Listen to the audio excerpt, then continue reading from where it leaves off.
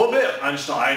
J'ai inventé la théorie de la relativité restreinte en 1905. C'est moi qui ai inventé cette théorie. Mais non, c'est moi. Pas du tout. La preuve. Le postulat numéro 1 que j'ai énoncé indique que les lois de la physique s'expriment de la même façon dans tous les référentiels galiléens. Et le postulat numéro 2 que j'ai énoncé indique que la vitesse de la lumière est la même dans tous les référentiels galiléens. Gilbert, Robert, vous avez tous les deux raison. Je suis Albert Einstein. En 1905, j'ai énoncé les deux postulats suivants. Le postulat numéro 1 dit que les lois de la physique s'expriment de la même façon dans tous les référentiels galiléens.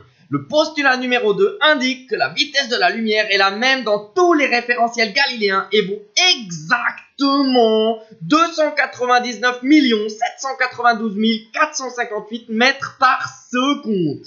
En conséquence, il faut retenir que la vitesse de la lumière est une limite infranchissable.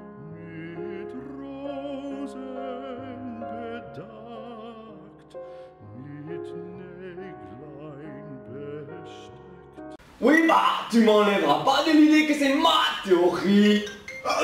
Tiens, j'ai un appel d'Herbert Einstein.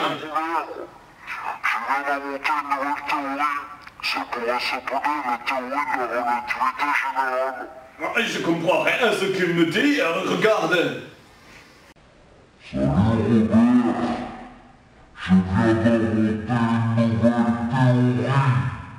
Ça pourrait s'appeler la théorie de la relativité générale.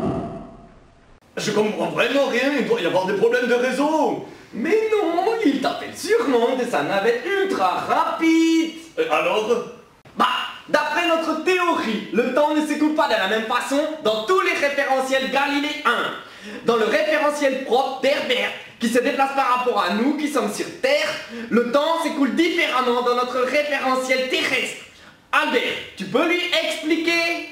Bien sûr, je dois préalablement vous définir quelques notions. Le référentiel propre est le référentiel dans lequel le système étudié est immobile. La durée propre que l'on note delta t 0 est la durée mesurée par une horloge dans le référentiel propre. Et cette durée propre est toujours plus petite que la durée mesurée dans un autre référentiel que l'on appelle durée impropre. Nous sommes ici dans le référentiel de la navette d'Herbert, c'est-à-dire dans son référentiel propre.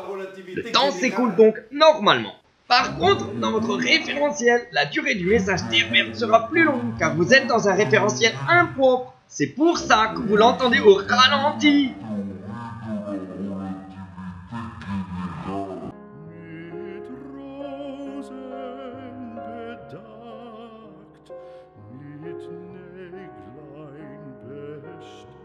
Si on connaissait la durée propre du message d'Herbert, on pourrait passer à la bonne vitesse.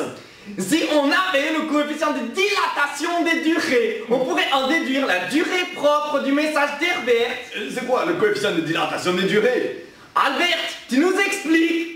La dilatation des durées se traduit par la relation delta t égale gamma delta t0, où delta t0 est la durée propre, delta t est la durée impropre, c'est-à-dire mesurée dans un référentiel autre que le référentiel propre. Gamma est le coefficient de dilatation des durées. Il dépend de la vitesse v du référentiel impropre par rapport au référentiel propre et de c, la vitesse de la lumière dans le vide.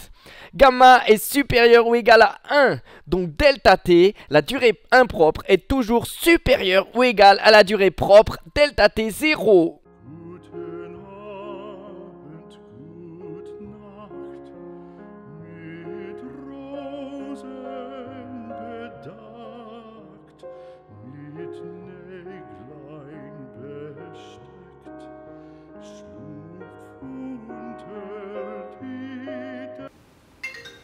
Et c'est encore un appel d'Herbert.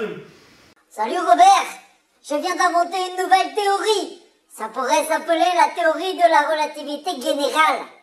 Tu crois que c'est encore un effet de la dilatation du temps? Non, je crois juste qu'il se moque de toi. Oh. Oh.